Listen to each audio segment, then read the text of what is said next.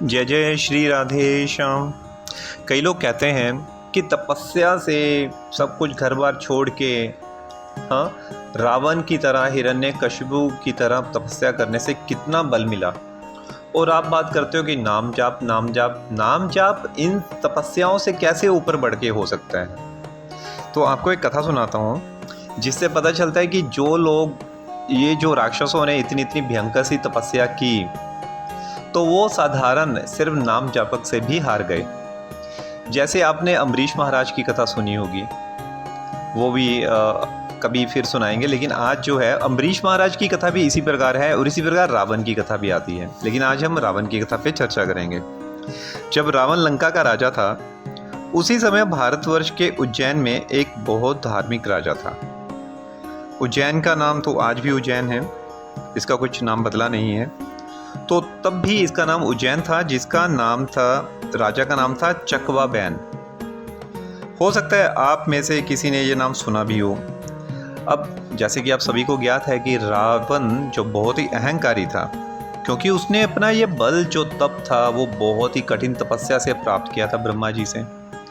ब्रह्मा जी से एक बूंद जो अमृत की प्रदान प्राप्त की थी। अब ब्रह्मा जी ने भी उसको अमृत कैसे दे दिया, क्योंकि जब उसने तपस्या करी तो ब्रह्मा जी से उसने पूरा ही अमृत होने का, अमर होने का वरदान मांगा।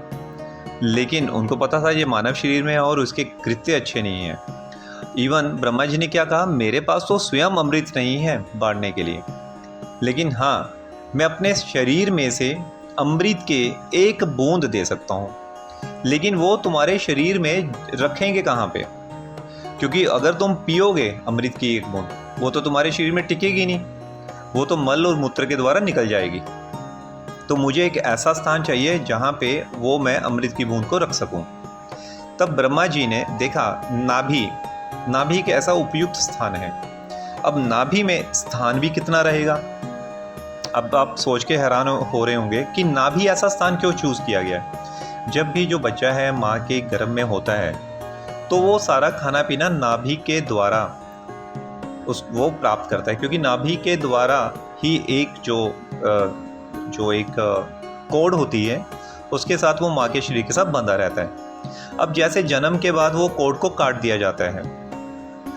अब वो जब कोड को काट दिया जाता है नाभि, तो उसमें रावण का, जब ब्रह्मा जी ने देखा कि उसमें बिल्कुल ही माइक्रो, बिल्कुल छोटा सा एक सूक्ष्म स्थान था जो कि रिक्त पड़ा था। काटने के बाद वो स्थान रिक्त पड़ा था। अब उसमें जब ब्रह्मा जी ने सोचा कि मैं ये अमृत की एक बूंद देता हूँ, वो इसकी नाभि में एक छोटे से स्थान में रहेगी। आप स्वयं सोच सकते हैं कि वो एक अमृत की बूंद भी ना थी, वो अमृत की बूंद की भी माइक्रो माइक्रो माइक्रो बहुत ही छोटी सी बूंद थी।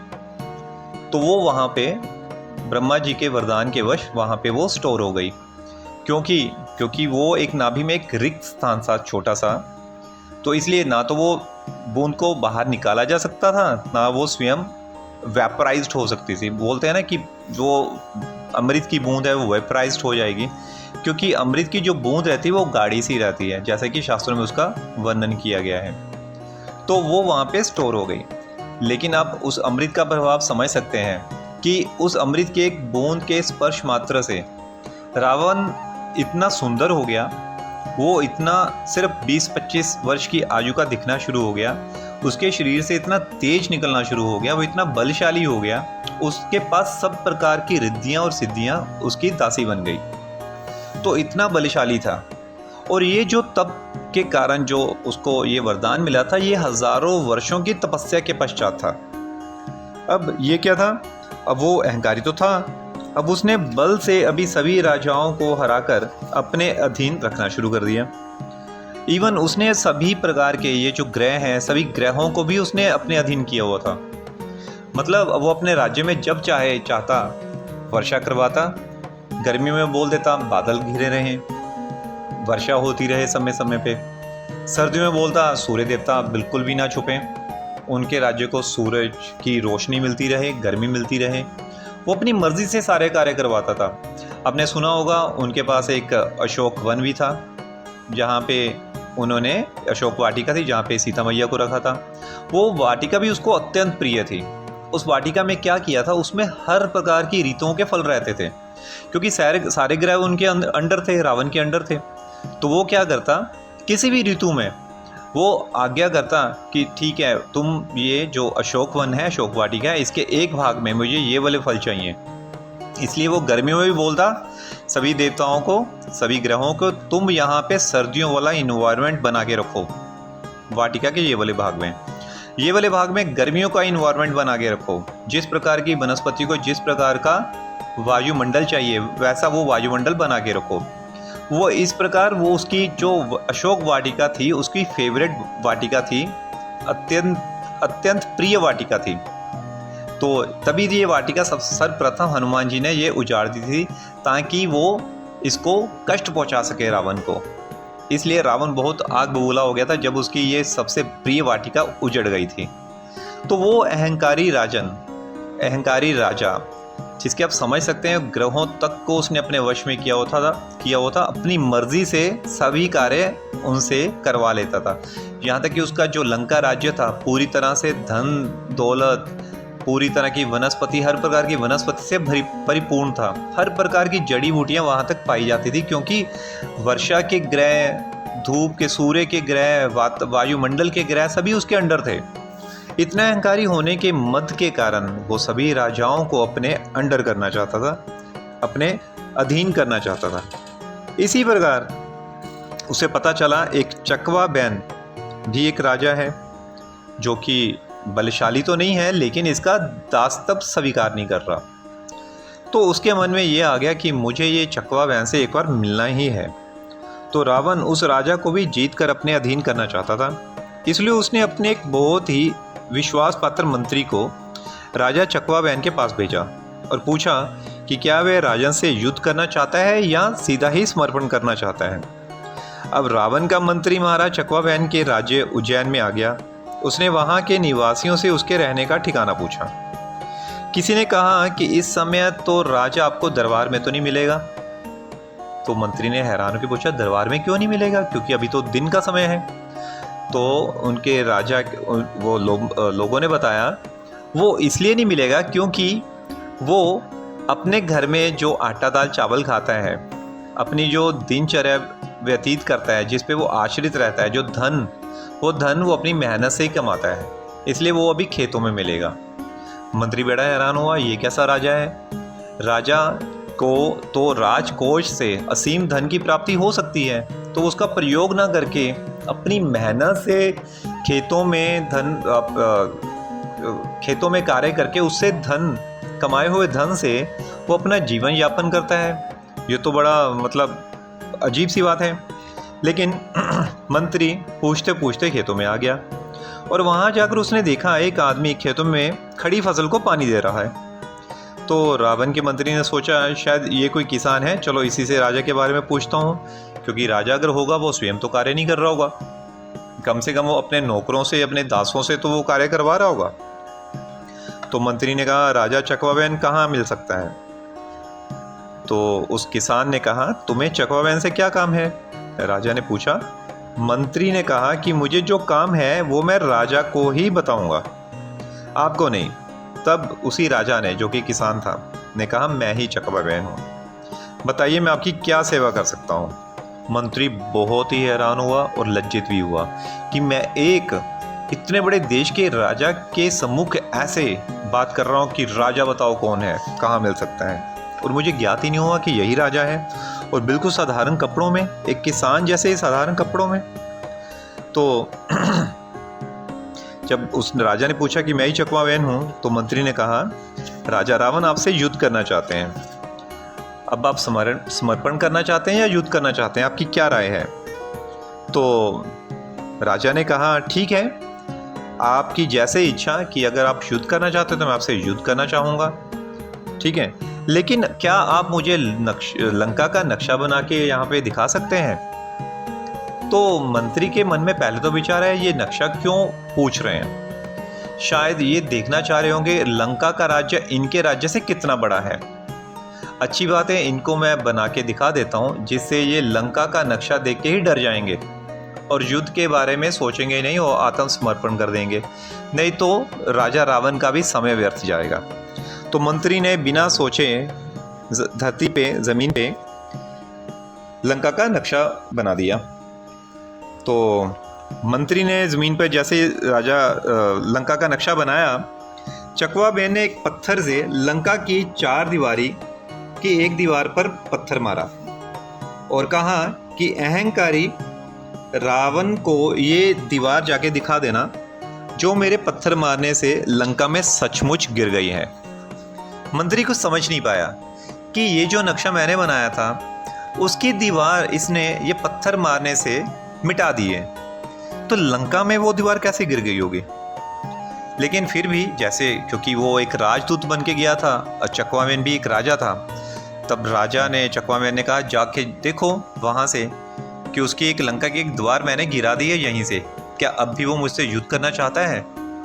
तो मंत्री को कुछ बात अजीब सी लगी, लेकिन जैसे कि राजा ने उसको भेज दिया वापस, तो वो चला आया।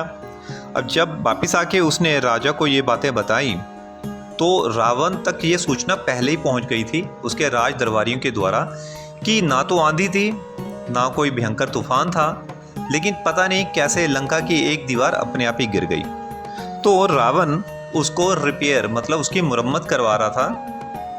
तो जब मंत्री वहाँ पे पहुँचा तब उसने रावण को जब ये बात बताई, तब रावण ने बताया कि हाँ दीवार तो गिरी थी, लेकिन उसका ये कारण था। तो रावण हैरान रह गया, उसके पैरों के नीचे से ज़मीन खिसक गई। वह सोचने लगा कि जो आदमी इतनी दूर बैठा मेरी लंका की एक 4 दीवारी पत्थर मार कर मिटा सकता है, वह क्या नहीं कर सकता। वो तो मेरी लंका को नष्ट कर देगा, वो तो मेरी शक्तियाँ भी मुझसे छीन लेगा।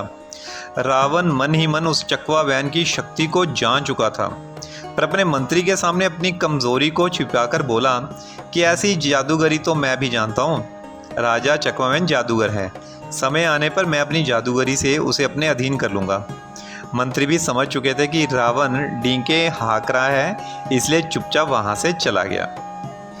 अब यदि इस प्रसंग को ध्यान से देखा जाए तो समझ आ जाएगा कि जिसने भगवान की शरण ले ली हो, नाम का आश्रय ले लिया हो, उसमें अतुलनीय शक्ति आ जाती है, क्योंकि समस्त देवी देवता भी उसके साथ आके खड़े हो जाते हैं। समस्त सृष्टि उस नाम जापक के साथ में आके खड़ी हो जाती है और भगवान तो सदैव उसकी जीवा पे रहते ही हैं। इस प्रकार चकवावेन भगवान का भक्त था और सच्चे मन से अपनी प्रजा का पालन करता था। राजा होते हुए भी अपने खेतों में काम करते हुए अपने परिवार का पालन करता था, यहाँ तक कि वह एकादशी का व्रत करता और अपने राज्य में आदेश दे रखा था कि सभी प्रजाजन एकादशी का व्रत करें। जैसा राजा वैसी प्रजा। महाराज चकवावेन स्वयं जाकर लोगों से मिलता भी था, उनके दुख दर्द सुनता था, उनकी ज़रूरतों को पूरा करता था। अपनी प्रजा का पालन करना ही उसकी पूजा और धर्म था। वह प्रत्येक प्राणी में भगवान का ही दर्शन करता था, इसलिए भगवान उससे सदैव प्रसन्न रहते। भगवत कृपा से उसमें एक अच्छे संत के सारे गुण थे। क्या क्या? वो विनम्र था, सहनशील था, दयावान था, सभी के दुखों को अपना दुख समझने वाला था, संतों का सम्मान करता था, बालकों, वृद्धों तथा महिलाओं की रक्षा करता था। उसके राज्य में सभी सुखी थे और सर्वगुण संपन्न थे। ये उसकी भक्ति का ही प्रभाव था। अर्थात ये जो गुण मैं बता रहा हूँ, ये एक नाम जापक के हृदय में स्वतः उत्पन्न हो जाते हैं और इन्हीं गुणों के वजह से सारी सृष्टि, सारे देवी देवता, समस्त प्रकार की रिद्धियाँ सिद्धियाँ स्वयं ऐसे व्यक्ति के पीछे पीछे भागनी शुरू कर देती हैं, क्योंकि ये समस्त देवता जो रिद्धि सिद्धियों के स्वामी हैं, उनको पता है कि जो अब शक्तियाँ हम इस नाम जापक को देंगे वे इनका गलत प्रयोग नहीं करेगा और स्वयं भगवान हमेशा इनकी जीवा पे रहते हैं, क्योंकि वो सदैव सारा दिन नाम जाप करता रहता है साधक। तो इस प्रकार सारी शक्तियाँ भी उनके आजू बाजू साथ में चलती हैं। इसलिए आप विश्वास करिए, जितने भी धर्म ग्रंथ हैं वह भगवान की वाणी ही हैं, भगवान के मुख से निकले हुए ग्रंथ हैं ये। अतः उनमें अश्रद्धा करना भी पाप है। वो इसलिए पाप है क्योंकि वह भगवान की वाणी को आप गलत बता रहे हो और बोल रहे हो कि ये भी तो किसी इंसान ने लिखे हैं, किसी मनुष्य ने लिखे हैं। लेकिन ये ग्रंथों को लिखना मनुष्य का काम नहीं। सिर्फ महाभारत के ग्रंथ में ही 11,000 श्लोक हैं और बाकी उसके 108 उपनिषद, उनके 1108 उपनिषद हैं। फिर विभिन्न शास्त्र, विभिन्न वेद, एक वेद से 4 वेदों को प्रकट करना, और उनको भी इस प्रकार लिखना कि आप उन संस्कृत के श्लोकों को गा सकते हैं। ये कोई मनुष्य ये कार्य नहीं कर सकता। इसलिए ग्रंथों में ये बताया गया है, ये जो ग्रंथ लिखे हैं वो वेद व्यास जी ने लिखे हैं, और वेद व्यास जी भी साधारण मनुष्य ना होकर भगवान के अवतार ही माने जाते हैं। तो इसलिए ये साधारण मनुष्य ने नहीं लिखे, ये भगवान ने स्वयं अवतार के रूप में आके लिखे हैं। इसलिए शास्त्रों में हरि नाम के बारे में लिखी गई एक एक बात सत्य है, सिद्ध है। कोई नहीं कह सकता ये वेद शास्त्र गलत हैं, क्योंकि वेद शास्त्र में जो बातें बताई गई और भविष्य में आने के लिए जो बातें कही गई वो अभी भी पूर्ण हो रही हैं, हो चुकी हैं और होती रहेंगी। इसलिए जो शास्त्रों में लिखा है कि जीवा से हरि नाम करके उसको आजमाया जा सकता है, भगवान की प्राप्ति हो सकती है। जब तक आप करोगे नहीं तो वो अनुभव से आप देखोगे भी कैसे। प्रत्यक्ष को प्रमाण की आवश्यकता नहीं होती। यदि इसी जन्म में भगवत प्राप्ति करना चाहते हो तो हरिनाम की शरण में आना ही पड़ेगा। मुख से उच्चारण करके हरे कृष्ण कृष्ण कृष्ण हरे हरे, हरे राम राम राम हरे हरे, कानों से सुनकर, मुख से उच्चारण करके कानों से सुनकर कम से कम रोज 1 लाख जप तो करना ही चाहिए। अब ये 1 लाख जप आरंभ में नहीं हो सकता, ठीक है, आप कम से कम 2 माला से शुरू करिए, क्योंकि हम 16 शब्दों के मंत्र का उच्चारण करते हैं जिसे महामंत्र कहते हैं। तो अगर आप 1 माला भी करते हो तो आपके 1700 नाम जाप हो जाते हैं, क्योंकि 16 नाम है, 108 मनके की माला, 16 को 108 से गुना करोगे तो अप्रोक्सीमेट 1700 नाम जाप हो जाते हैं। इसी प्रकार अगर 64 माला पूरे दिन में कर लेते हो तो आपका 1 लाख जप रोज होना शुरू हो जाता है। लेकिन ये एक दिन में नहीं होगा, ये धीरे धीरे अभ्यास से स्वतः होना शुरू हो जाएगा। लेकिन उसके लिए आपको ये प्रतिज्ञा लेनी होगी कि आप प्रत्येक सूरत में आप कम से कम 1 या 2 माला का नियम रखेंगे ही रखेंगे, तभी ये होगा। आपके दुखों का संसार समाप्त हो जाएगा। हरि नाम के बिना जीवन बेकार है और हरि नाम करने में ही सर्वोत्तम लाभ है। यदि ये मौका चूक गए तो पछताने के सिवा और कुछ भी हाथ में नहीं आएगा, क्योंकि मनुष्य जन्म जो है बार बार मिलने वाला है या मिलेगा, इसकी कोई गारंटी नहीं है। गारंटी क्यों नहीं है? क्योंकि 84 लाख योनियाँ और प्रत्येक योनि के एक आयु है। मान लो 84 लाख योनियों में एक पेड़ की योनि भी आती है। और आपने ये सुना होगा, देखा भी होगा टीवी में कि अमेज़न में ऐसे पेड़ भी हैं जिनकी आयु जो 10-10 हज़ार वर्ष की भी है। अगर आप सोचिए, आप पेड़ की योनि में चले गए और तब वो पेड़ की आयु 10,000 वर्ष से ज़्यादा हो गई, तो आप समझ लो कि एक पेड़ की योनि में ही आपके जीवन के 10,000 वर्ष बीत जाएंगे। और यहाँ पे उसके बाद फिर ये तो एक किस्म का पेड़ हुआ, 84 लाख योनि में विभिन्न प्रकार के पेड़ हैं। फिर उसके बाद विभिन्न प्रकार के उड़ने वाले जीव जंतु, फिर विभिन्न प्रकार के जलचर, पानी में चलने वाले विभिन्न प्रकार के जीव जंतु, फिर विभिन्न प्रकार के 4 पाँव वाले जंतु जो सिर्फ धरती पर रहते हैं, फिर आकाश में उड़ने वाले, फिर आखिर में जाके मनुष्य जन्म की बारी आएगी। और मनुष्य जन्म भी मिलेगा, वो क्या पता जिस कंडीशन में आज हम हैं, अच्छे से खाना पीना अच्छे से है, अच्छा कारोबार है, सब कुछ अच्छा है, इसकी क्या गारंटी वो वाला मनुष्य जन्म जो है इतना आसान होगा? क्या पता किसी झुग्गी झोपड़ी में पैदा हो गए, क्या पता हमारे अंगी पूरे ना होए, लूले या लंगड़े पैदा हो गए, क्या पता आँखें से भी हमें पूरा ना दिखता हो, क्या पता ऐसे परिवार में पैदा हो जाएंगे जहाँ पे धन का बहुत अभाव रहता होगा। इसकी क्या गारंटी है? इसलिए जिस परिस्थिति में अभी हम हैं उसी को ही उत्तम परिस्थिति मान के अभी से ही भजन शुरू कर देना चाहिए, और एक एक पल को बिना व्यर्थ किए भगवान की कृपा समझ के नाम को सरलता से अंगीकार करके, क्योंकि ये सरल है, आपको कुछ भी प्रयास करने की आवश्यकता नहीं है, कहीं बाजार नहीं जाना, कहीं मंदिरों में नहीं जाना, कोई वस्तु बाजार से खरीद के लानी नहीं है। आप घर में माला है, तुलसी जी की माला हो सबसे उत्तम है, अगर नहीं है तो आप उंगलियों पे भी जाप कर सकते हैं, लेकिन संख्या सर्वप्रथम, क्योंकि आरंभिक परिस्थिति में है तो सर्वप्रथम आपको गिन गिन के करना होगा। गिन के इसलिए ताकि आपको पता चल जाए कि मुझे इतना समय यहाँ पे लगाना है नाम में। बिना गिने करोगे तो आप उनकी गिनती को रख नहीं पाओगे, तो आप नियम को बना भी नहीं पाओगे। जय जय श्री राधे।